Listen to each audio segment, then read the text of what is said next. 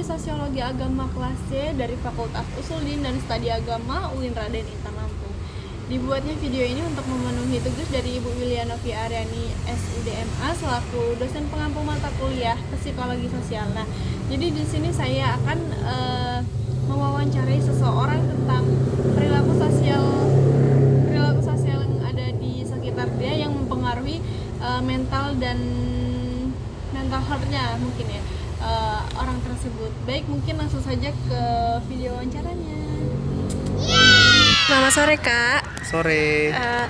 Jadi di sini saya berniatan untuk mewawancarai Kakak yang akan menanyakan tentang hal-hal yang atau isu-isu yang sedang marak-maraknya saat ini, mungkin yang sedang beredar di media sosial, contohnya seperti self harm. Mungkin Kakak bersediakah? Boleh. Baik, sebelum kita mulai wawancaranya Kak, saya akan perkenalkan Kakak dulu. Mungkin sedikit deskripsi tentang Kakak boleh diperkenalkan Kak? Boleh. Sebelumnya perkenalkan, nama saya Florence Al Gabriel dari Unila. Yang saat ini saya semester 5 juga, mungkin kayak kakaknya juga semester 5. Iya, semester 5. Oke. Dan saya jurusannya secret ya Kak, karena privasi. Iya. Oke. Udah cukup Kak. Baik, mungkin langsung saja saya langsung ke pertanyaannya Kak ya. Jadi di sini ada beberapa pertanyaan sih ya, mulai ya Kak ya. Jadi apakah Anda memiliki pengalaman pribadi atau mengenal seseorang yang pernah menghadapi masalah bunuh diri atau seperti self harm itu Kak? Kalau ditanya itu mungkin saya jawabnya itu tentang diri saya sendiri ya Kak ya, karena saya pernah mengalami hal itu sendiri gitu. Saya pernah melakukan percobaan bunuh diri gitu. Tapi itu kejadian udah beberapa tahun yang lalu ya Kak. Jadi bukan akhir-akhir ini kan ya Kak ya? Kebetulan bukan akhir-akhir ini, karena saya udah belajar dari kesalahan saya yang lalu-lalu. Jadi ya saya cukup menyesal telah melakukan hal seperti itu gitu. Berarti ini langsung kejadiannya di diri Kakak sendiri gitu ya? Iya benar.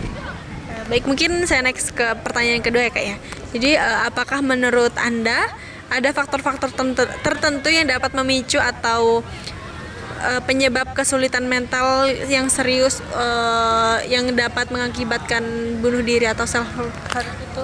Kemungkinan itu banyak ya Kak ya, terutama dari faktor lingkungan, keluarga, pertemanan gitu. Contohnya kalau yang saya ambil dari diri saya sendiri itu dari faktor lingkungan ya Kak ya. Saya dulu mengalami pembulian yang dimana itu yang benar-benar gitu kerasa di dalam saya melakukan hal itu gitu. Karena saya dibully, karena saya ngerasa nggak kuat, jadi saya pengen mengakhiri. Dan faktor keluarga juga, karena keluarga saya yang kurang aware terhadap saya, yang saya selalu dianggap sepele, jadinya saya bingung, saya nggak ada tempat pelarian gitu. Sampai dimana saya mungkin ngerasa nyerah, dan itu adalah titik terbodoh saya kayak saya nyerah dan saya nyoba buat nge-cutting ini nadi saya, tapi ya mungkin Allah belum memberikan saya mati, jadi saya masih diselamatkan saat itu. Lumayan ekstrim juga ya ternyata Kak. Mungkin saya next ke pertanyaan selanjutnya Kak ya. Jadi apakah media sosial memiliki dampak pada ulangin ya Kak ya. Jadi bagaimana menurut Anda peran masyarakat dapat mencegah bunuh diri dan memberikan dukungan kepada mereka yang membutuhkan? Menurut saya peran masyarakat itu sangat penting, apalagi peran keluarga dan lingkungan itu sangatlah penting untuk menekan tingkat bunuh diri di Indonesia ini ya gitu. Karena sekarang media sosial kan banyak banget ya Kak, yang dimana bunuh diri ini salah satu menjadi tren yang begitu marak gitu di dalam hal seperti ini. Jadi kalau seandainya anak yang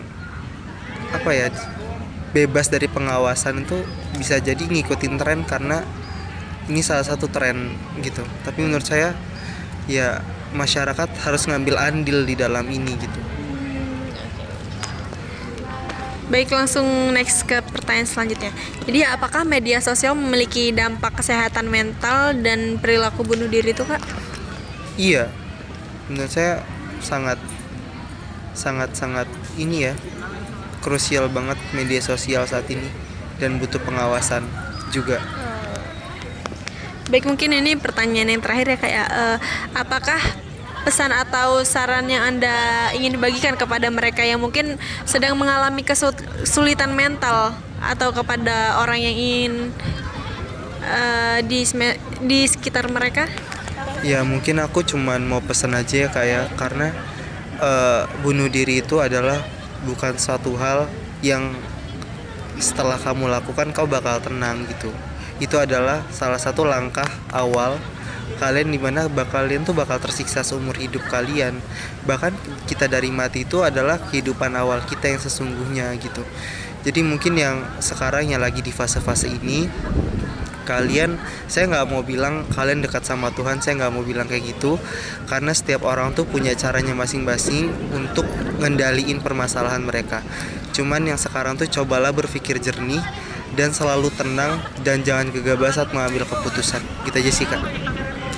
Oke, baik, mungkin terima kasih Kak untuk saran-sarannya. Mungkin saya ucapkan terima kasih.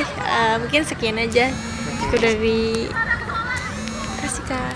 Nah, berikut wawancara saya bersama narasumber yang memiliki pengalaman yang tidak enak oleh dirinya yang sempat mengalami bullying oleh kawan sekolahnya sendiri yang terjadi sekitar 5 tahun yang lalu. Ia mengalami yang namanya bullying. Nah, jadi bullying adalah perilaku agresif dan merugikan dan dilakukan secara berulang terhadap seseorang yang kurang berdaya. Nah, hal ini termasuk tindakan fisik, verbal, sosial, atau elektronik yang bertujuan untuk menyakiti, mengintimidasi, dan bahkan merendahkan korban. Kemudian bullying seringkali terjadi dalam situasi ketidakseimbangan kekuasaan dan dimanapun pelaku memiliki keunggulan atau kendali atas korban.